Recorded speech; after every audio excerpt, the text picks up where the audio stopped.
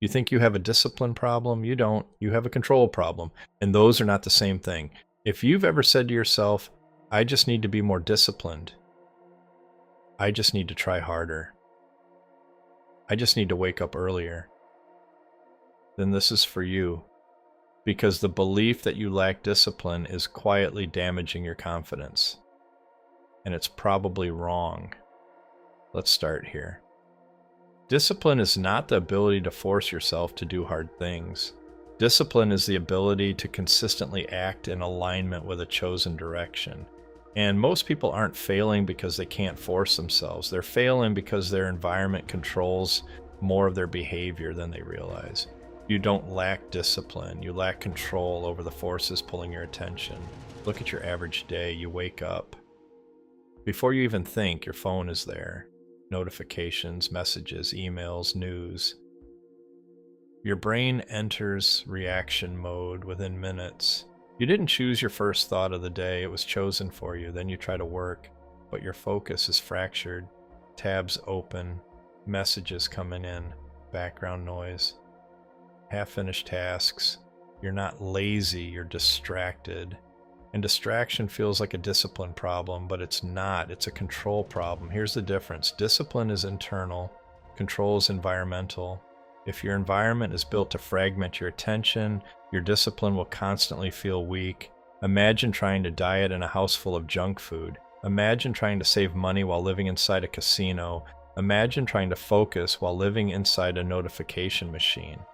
That's modern life. You are living inside a casino for your attention and then blaming yourself for losing. That's not lack of discipline. That's lack of environmental control. Now let's go deeper. Your brain runs on dopamine. Dopamine is not just pleasure. It's anticipation. It's motivation. It's drive. Every time you scroll, every time you switch apps, every time you check something just in case, you trigger micro dopamine spikes. Your brain adapts to frequent novelty. Then when you try to sit down and do deep work, there's no novelty, no instant reward, no stimulation spike, so your brain resists. Not because you're weak, but because your baseline shifted. You trained your brain to expect constant stimulation. That's not a discipline flaw, that's conditioning. Now here's the part most people miss. When you repeatedly fail to focus, you start building a story. I'm not disciplined. I can't stick to things. I'm inconsistent. That story becomes identity, and identity shapes behavior more than willpower ever will. So now you're fighting two battles: the external environment and the internal narrative.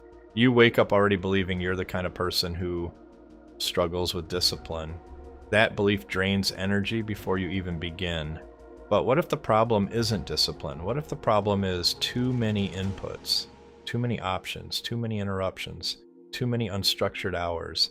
Clarity reduces friction, structure reduces decisions, and reduced decisions increase consistency. Discipline is not built through self-hatred, it's built through constraint. Let's make this practical. If you say, I need more discipline to work out, but your workout time changes every day, your meals are inconsistent, your sleep schedule is unstable, and your phone is next to you, that's not a discipline failure. That's a structure failure. Structure creates discipline, control creates structure, and control starts with eliminating friction.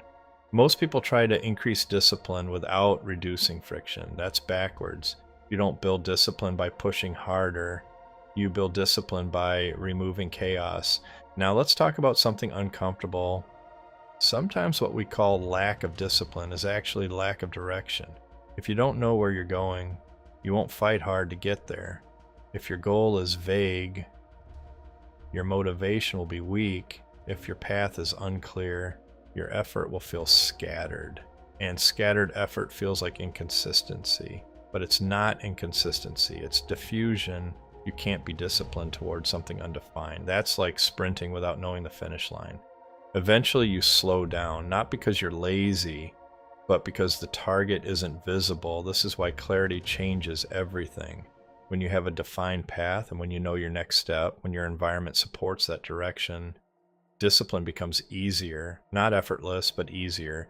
And ease builds momentum. Momentum builds identity. Identity builds consistency. Consistency builds results, but it starts with control. Control of environment, control of inputs, control of schedule, control of attention. Let's zoom in on attention. Attention is the gateway to discipline. Where your attention goes, your behavior follows. If your attention is constantly hijacked, your discipline will constantly collapse. So instead of asking, how do I become more disciplined? Ask, what is controlling my attention? Your phone, your notifications, your environment, your lack of clarity, your comparison to others, because if something else is steering your focus, you are not in control.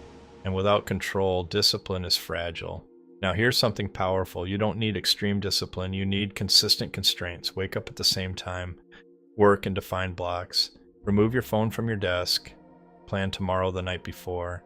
Reduce decisions. Simple constraints create stability. Stability creates predictability.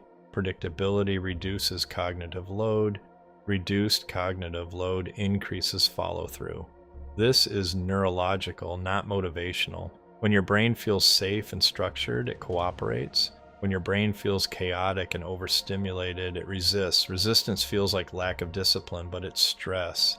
Now let's address accountability. Yes, you are responsible for your life, but responsibility doesn't mean self-blame. It means design. If you want better results, design better systems. Systems outperform willpower every time. You don't rise to the level of your motivation. You fall to the level of your systems. If your system allows constant distraction, your results will reflect it. So build friction around what hurts you. Delete apps, turn off notifications, schedule deep work, batch tasks, define targets, not because you're weak, but because you understand human psychology. Discipline without control is exhausting. Control without clarity is unstable. Clarity plus control equals sustainable discipline. Now let's talk identity again. The moment you stop telling yourself, I lack discipline, something shifts because that identity is heavy. It lowers confidence. It creates hesitation. It builds doubt. Instead, try this. I haven't controlled my environment yet. That feels different. It feels solvable. It feels actionable. It feels empowering because you can change environment. You can change inputs. You can change schedule. You can change structure. And when you do, discipline improves naturally.